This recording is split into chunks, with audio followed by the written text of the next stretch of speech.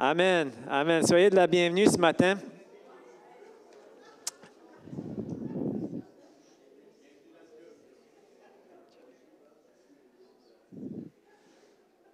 J'espère que vous n'avez pas trop eu de misère à vous rendre avec cette petite neige qu'on a ce matin. Je pense que le pire, ce sera plus en sortant de l'église. J'espère que vous avez fait des beaux muscles cette semaine aussi à pelleter.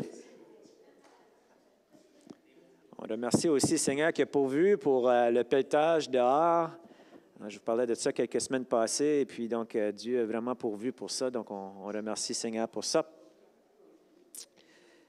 Amen. Si vous avez vos Bibles ce matin, je vous invite à tourner avec moi dans Jean chapitre 17. On va lire à partir du verset 20. Je l'ai aussi mis sur l'écran si vous voulez. Amen. Jean chapitre 17.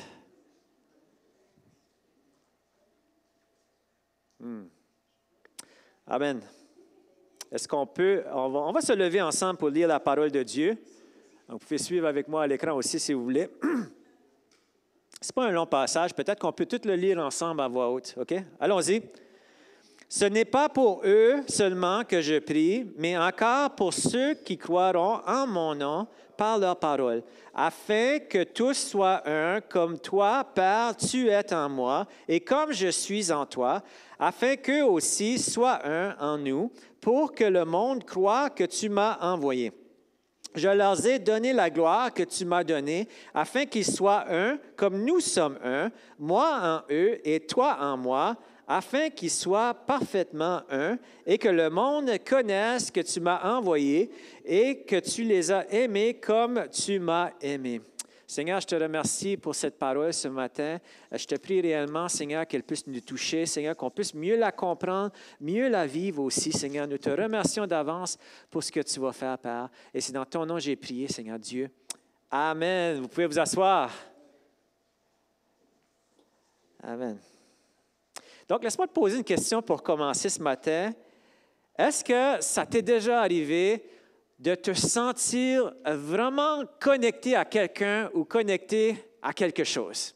Alors, pour ceux qui sont mariés, j'espère que vous allez répondre oui à ça, jusqu'au point où tu as l'impression, en fait, que ta vie s'est mise à graviter autour de cette personne-là, autour de cette chose-là, et puis que de cette connexion-là est vraiment ressortie une nouvelle force dans ta vie. Hein?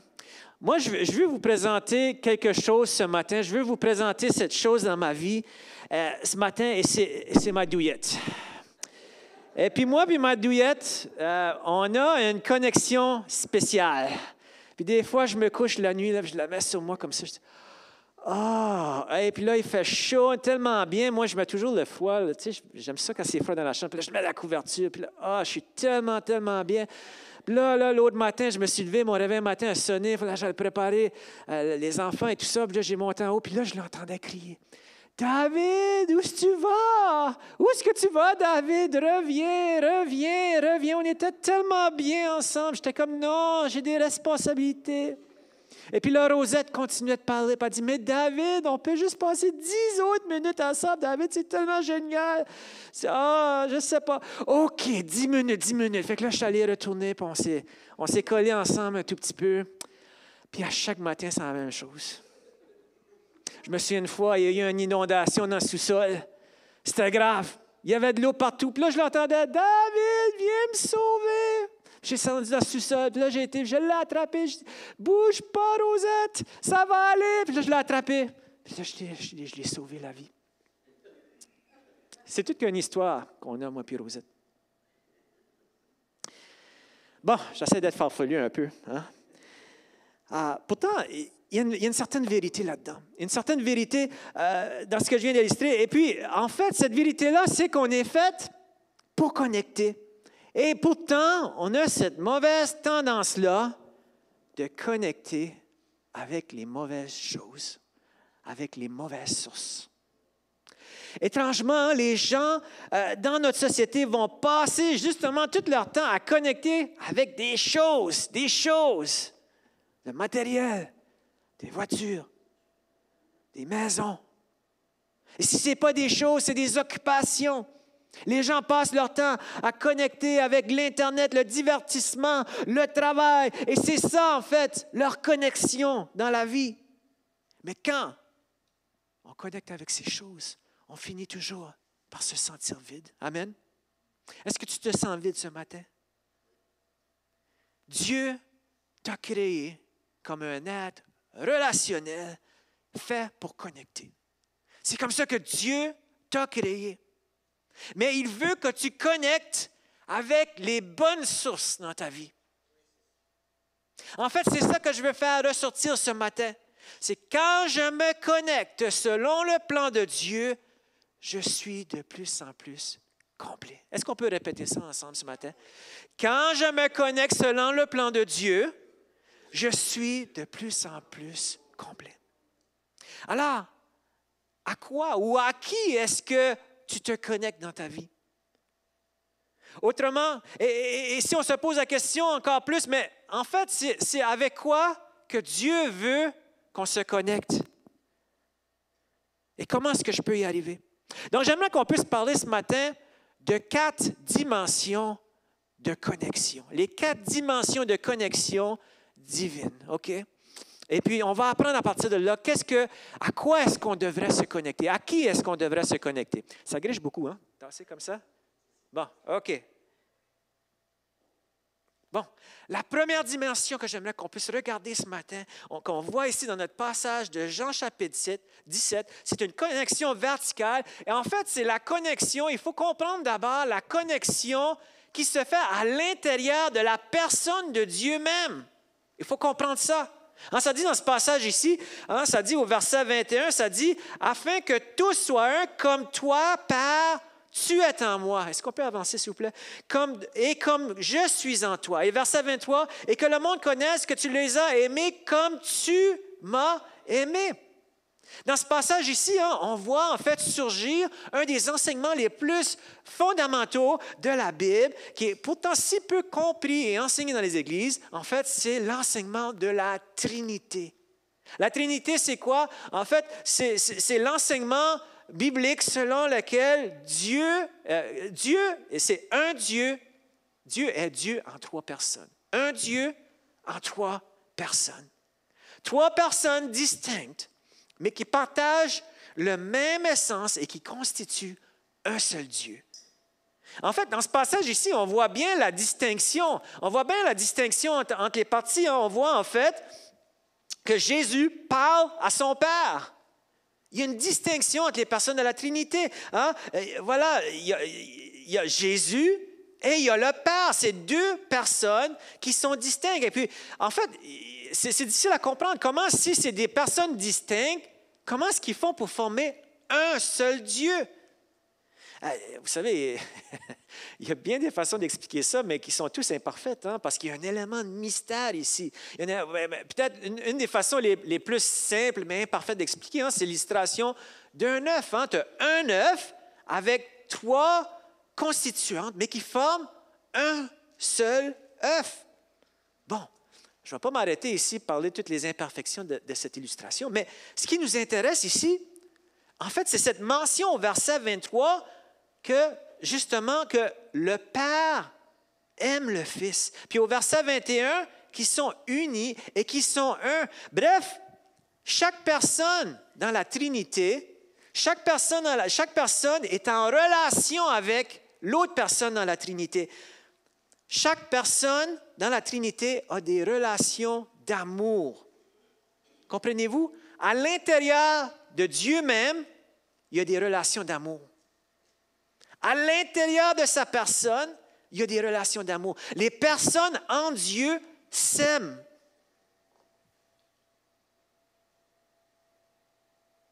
Les personnes dans la Trinité sont en connexion l'une avec l'autre. Il y a des connexions à l'intérieur de Dieu.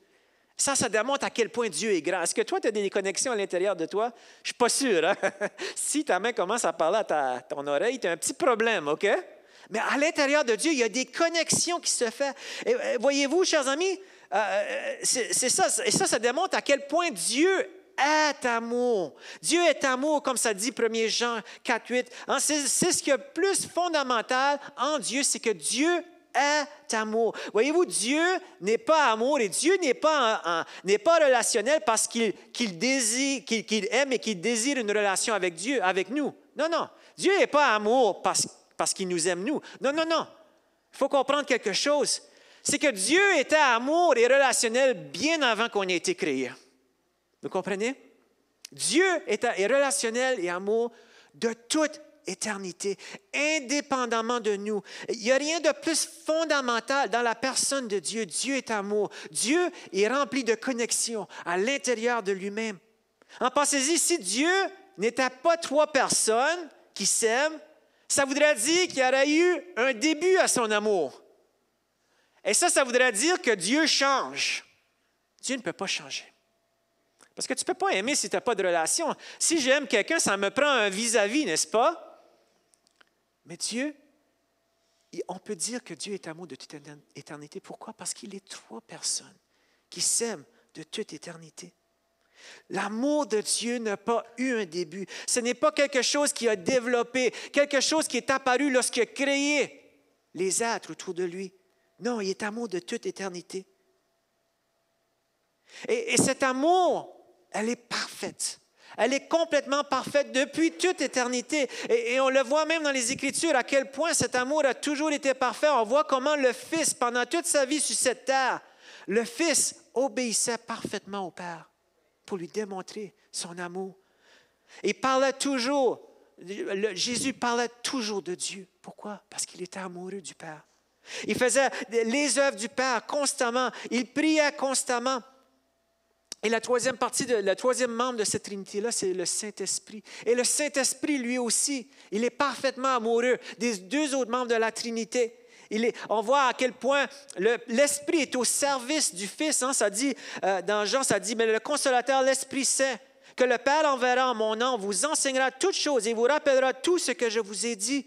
Le Saint-Esprit, il rappelle tout ce que le Fils a enseigné. Le Saint-Esprit aide le Fils. Le Saint-Esprit est au service du Fils. Le Saint-Esprit est au service du Père. Pourquoi? Parce qu'il y a un amour parfait qui est là dans la Trinité. Bref, l'amour de Dieu est de toute une éternité. Elle est parfaite, elle est incroyable. Et c'est de cet amour-là que Dieu t'aime. Un amour incompréhensible. Dieu t'aime de cet amour. L'amour qui est dans la personne de Dieu devient le modèle de ce qu'il souhaite pour notre vie. On voit dans le récit de création dans Genèse 1,27, ça nous enseigne que Dieu nous a créés à son image. Dieu nous a créés aussi pour être des êtres de connexion, de relation. Et il nous donne le meilleur modèle du monde pour cela. Une chose qu'on voit dans la Bible, c'est que pour Dieu, il n'y a rien qui lui procure plus de joie que cette relation-là avec son Fils et avec nous. On voit dans Matthieu 17,5 le récit de la transfiguration et on voit comment en fait que le Christ resplendit et une voix qui descend du ciel et cette voix dit « Voici mon Fils bien-aimé, celui qui fait toute ma joie. » Cette relation-là du Père envers le Fils procure une grande joie dans la vie du Christ. Et c'est la même chose pour nous. Quand je me connecte selon le plan de Dieu, je suis de plus en plus comblé. Amen. Lorsque je vis cette vie de connexion, je suis comblé. J'ai été créé pour ça. J'aimerais qu'on puisse passer maintenant au deuxième niveau de connexion dans notre passage. Et c'est la connexion verticale entre Dieu et l'humanité. Et c'est dit dans notre passage, afin qu'eux aussi soient en nous, afin qu'eux aussi soient un en nous. Dieu, ce qu'il veut là, de nous, c'est qu'il va avoir une connexion avec nous. De la même façon que dans la Trinité, chaque personne est connectée l'une avec l'autre, puis c'est une communauté de vie, Dieu nous invite à rentrer dans cette communauté de vie-là. Tout cet amour parfait-là qui est entre les membres de la Trinité, Dieu veut nous la faire connaître. Il veut nous faire rentrer là-dedans. Wow! Wow! Incroyable! Non pas dans le sens de devenir Dieu, mais dans le sens d'être en relation avec lui et de jouir de cette présence, de cette paix. La Bible nous enseigne que l'humanité est séparée de Dieu. Nous nous sommes rebellés et éloignés de Dieu. Dans le jardin d'Adam, Adam et Ève se sont rebellés contre Dieu. Et la conséquence, c'est qu'ils ont été jetés en dehors du jardin. Et la même chose, nous aussi, nous avons tous péché et nous sommes éloignés de Dieu. Il y a une distance, il y a un mur de séparation entre nous et Dieu, entre l'humanité et puis Dieu.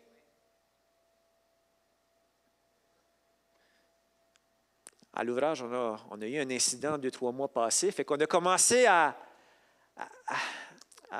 rehausser un peu la sécurité dans le bâtiment. Okay? Fait qu'on a commencé à barrer les portes un peu. Puis ce qui arrive, c'est si tu ne te traînes pas avec tes clés, puis tu vas dans les escaliers, tu ne peux plus, tu es stock dans les escaliers. Okay? Si tu n'as pas tes clés, la seule chose que tu peux faire, c'est qu'il faut que tu sortes dehors.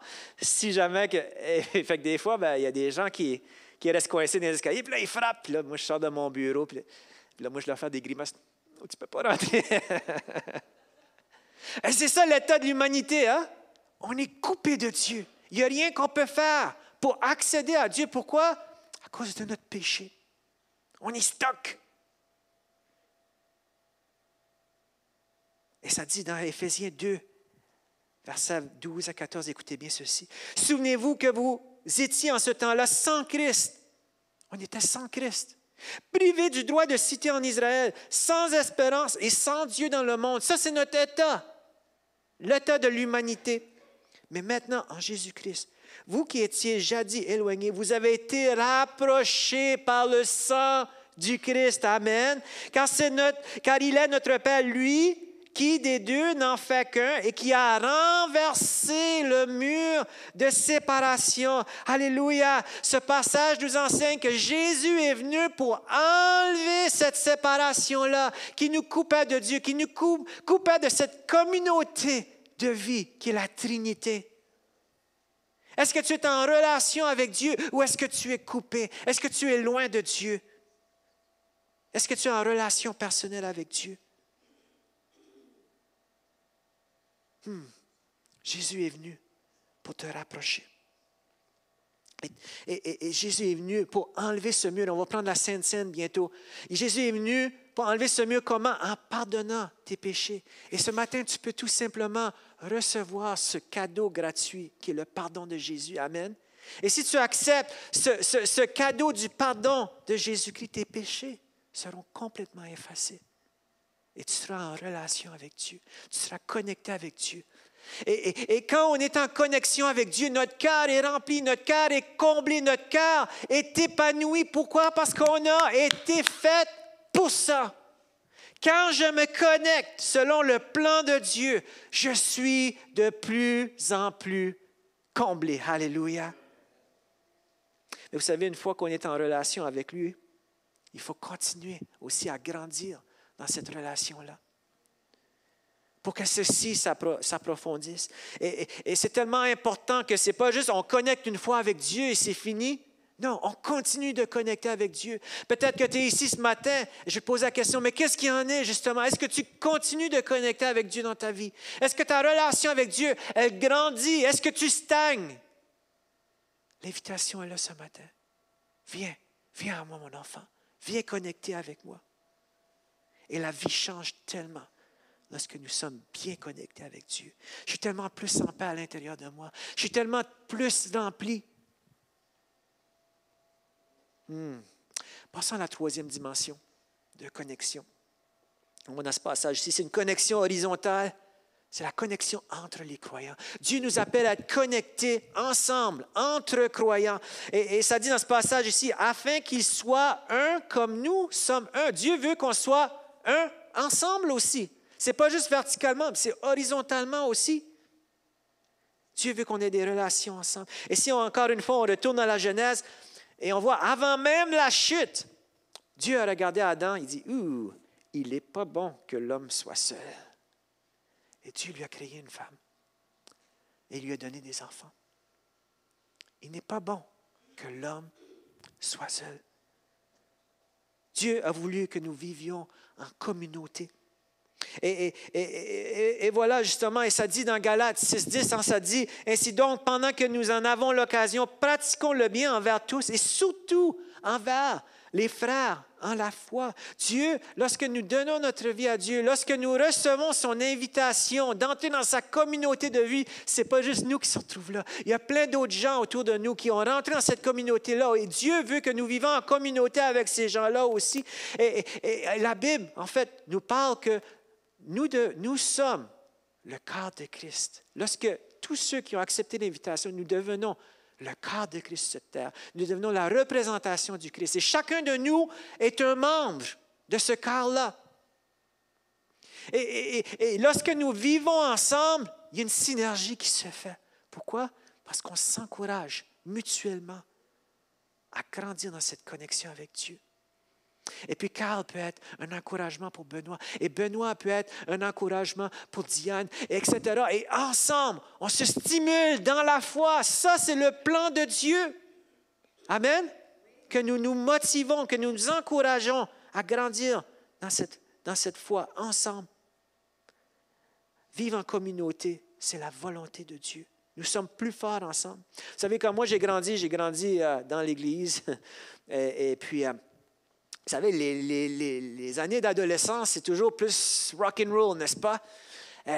Surtout pour rester dans la foi, parce que c'est pas considéré cool là, quand tu vas à l'école, tu es dans la foi. Mais j'avais mon meilleur ami qui était avec moi, puis il s'appelait Dean. Et puis moi et Dean, on aimait Jésus. Puis, vous savez, on se tenait ensemble à l'école. On se tenait ensemble, puis on se gardait sur le bon chemin tous les deux. Hein? Ça ne veut pas dire qu'on se gardait sur le bon chemin, on s'encourageait.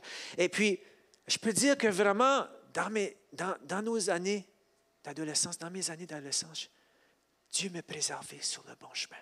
Pourquoi? Parce qu'on s'encourageait ensemble. Je n'étais pas seul.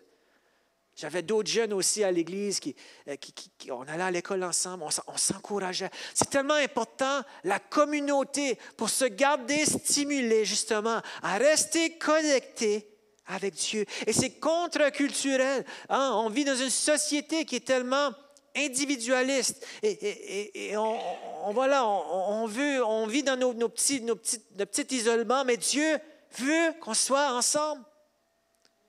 Que Dieu nous aide. Et c'est pour ça qu'à l'église communautaire Mountain View, qu'on a des repas potluck une fois par mois. Pourquoi? C'est pas assez, c'est sûr, mais c'est un début. Au moins, j'espère que ça va créer des relations qui pourront se continuer en dehors des 4 murs de cette église. Peut-être que tu as des difficultés dans tes relations. Peut-être qu'il y a des relations dans ta vie qui t'ont déçu. Tu préfères peut-être garder tes distances par rapport à certaines personnes. Mes chers amis, si Dieu t'appelle à avoir des relations, si Dieu t'appelle à être relationnel, c'est parce qu'il te donne aussi des outils pour mieux vivre tes relations, pour mieux avoir des relations positives dans ta vie. Et c'est ça qu'on va regarder ensemble au mois de février. Et on va parler justement des relations horizontales. Comment on peut avoir des meilleures relations dans notre vie avec les gens qui nous entourent? Vous savez, il y a des choses dans notre vie qui sont poisons, qui sont toxiques dans les relations. Et puis Dieu, il veut nous affranchir de ces choses-là. Ça ne veut pas dire que toutes nos relations vont devenir parfaites, mais au moins il va y avoir des choses qui ne vont pas se produire. Pourquoi? Parce qu'on aura enlevé certaines toxicités dans notre propre vie, dans nos relations. Et quand nous vivons des relations saines entre croyants, ça fait tellement de grandes différences dans notre vie. Il y a une synergie qui se fait, un encouragement. Et puis quand je me connecte selon le plan de Dieu, je suis de plus en plus comblé. Amen? Je suis de plus en plus comblé. La dernière dimension de connexion que je voulais parler ce matin, c'est une connexion verticale, c'est la connexion entre croyants et le monde. C'est notre relation avec les gens qui ne connaissent pas encore Jésus. Et dans ce passage ici, ça dit, ce n'est pas pour eux seulement que je prie. Il ne faut pas juste prier l'un pour l'autre. Là. Ça ne s'arrête pas là. Notre univers, Alors, on n'est pas ici pour faire un petit gâteau, là.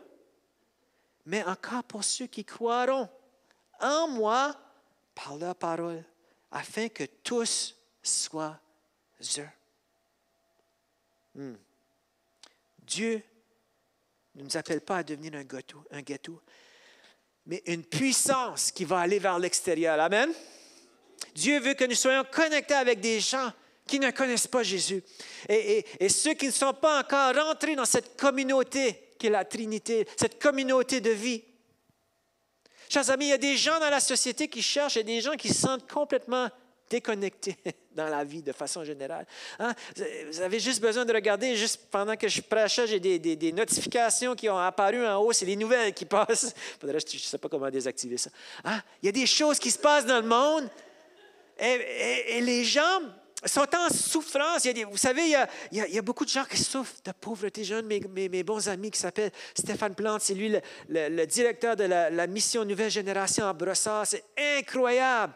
Tous les gens qui passent à travers des portes de cette mission-là. Il y a des gens qui vivent des situations familiales, des couples qui sont brisés, des ados qui sont rebelles. Il y a des gens qui ont des problèmes d'addiction, des gens qui ont des problèmes de santé mentale. Il y a des gens qui ont des problèmes de drogue, d'addiction au jeu, à l'Internet, au sexe. Nomme-le. Il y a des gens qui se sentent seuls. On ne peut pas régler tous leurs problèmes, ça c'est sûr. Mais on peut être là à leur côté. On peut prendre le temps de les écouter sans penser toujours à ses propres problèmes. Parfois, c'est juste une petite chose comme une parole d'encouragement, un petit geste. En temps propice, aller prendre un café. Si tu as le temps, tu peux même peut-être t'impliquer dans un organisme communautaire. Pourquoi? Pour être la lumière dans la noirceur. Pour être connecté avec ceux qui souffrent. Et ça a toujours été le cœur de Jésus. Jésus était avec les gens qui souffraient. Il n'était pas d'un ghetto. Et c'est ça. Vous savez, c'est ça aussi l'énoncé de vision, de mission de cette Église. Aimer Dieu, être en connexion avec Dieu et notre prochain au quotidien, dimension horizontale entre croyants. Servir Dieu et la société, bâtir une communauté bienveillante, aller vers l'extérieur. Connexion avec le monde. Et lorsque j'écoute les gens, lorsque je chemine avec eux, lorsque je fais un petit geste, je me sens complet. Je me sens bien connecté. Pourquoi? J'ai été créé pour ça. J'ai été créé pour ça. Quand je me connecte selon le plan de Dieu, je suis de plus en plus comblé. Alléluia. Donc, en conclusion, je pense qu'on a tout gagné. Tout a gagné à vivre une vie connectée. Rosette, je m'excuse. Mais c'est fini, moi, pour toi.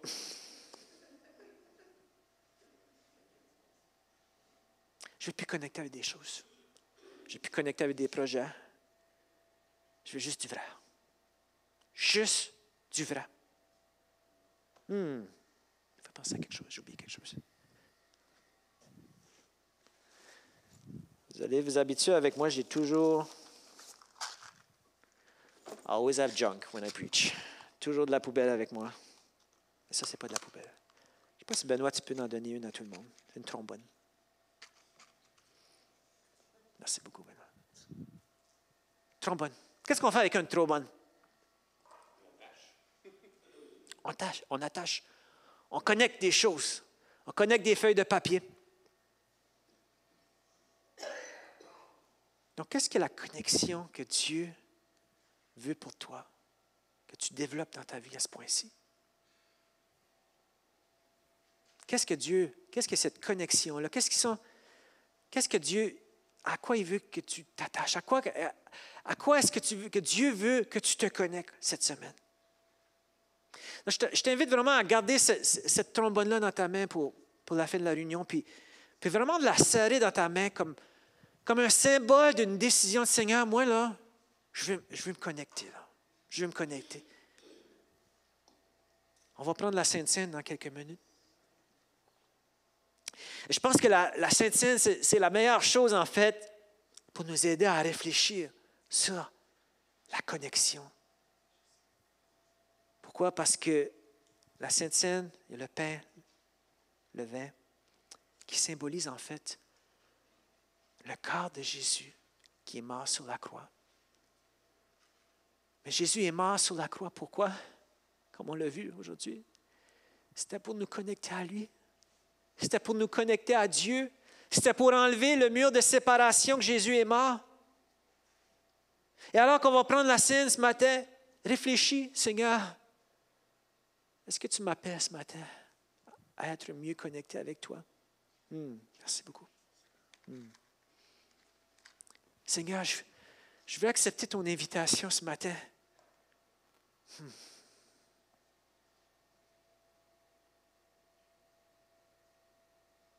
Mais vous savez, la scène, ça nous rappelle le corps de Jésus qui est mort sur la croix, mais la Bible nous enseigne aussi que nous, l'Église, devenons le corps du Christ. Et puis, nous sommes la représentation de Jésus sur cette terre. Alors qu'on va prendre la scène, on va réfléchir aussi, Seigneur, est-ce que je vis vraiment comme réellement une partie de ce corps-là? Ou je suis plus genre comme un ongle d'orteil qui a été coupé puis qui a été mis sur le banc de neige là, quelque part. Là. Est-ce que je suis bien connecté? Seigneur, est-ce que je vis avec la communauté? Est-ce que je suis vraiment... Je fais les efforts pour être là avec les gens, pour venir à l'Église, pour connecter avec les gens, même à l'extérieur des murs. Est-ce que c'est ça, en fait, Seigneur, qui est la prochaine étape pour moi? Pense-y. Mais vous savez, ce corps-là que nous sommes aussi, c'est aussi un corps qui doit aller à l'extérieur des murs. Puis, on peut se poser la question ce matin alors qu'on sert notre trombone. Seigneur, est-ce que c'est ça que tu veux de moi ce matin? Que je renforce mes relations avec les gens de l'extérieur. Et si oui, Seigneur, dépose quelqu'un sur mon cœur. Dépose quelqu'un sur mon cœur. Ça peut être un voisin, une personne âgée qui a besoin juste que j'aille pelleter son père cette semaine. Peut-être que c'est un grand-parent, un grand-oncle à quelque part. C'est quoi exactement que tu m'appelles? Quelle est cette connexion que tu veux pour moi ce matin? Et cette semaine, ce que je t'invite à faire, c'est de prendre cette trombone-là, la mettre dans ta poche. Puis quand tu vas te promener, puis là, tu vas mettre ta main dans ta poche, puis tu vas toucher ton trombone. Prends juste 30 secondes pour prier. Puis renouvelle ton engagement. Seigneur, je t'ai dit dimanche. Je t'ai dit dimanche, Seigneur, que cette semaine, vraiment que tu m'as dit que tu voulais travailler cet aspect-là en moi. Puis Seigneur, je vais m'ouvrir là. Parce que là, depuis dimanche, j'ai oublié là. Seigneur, aide-moi à m'ouvrir de nouveau. Est-ce qu'on peut se lever ensemble? Seigneur Jésus.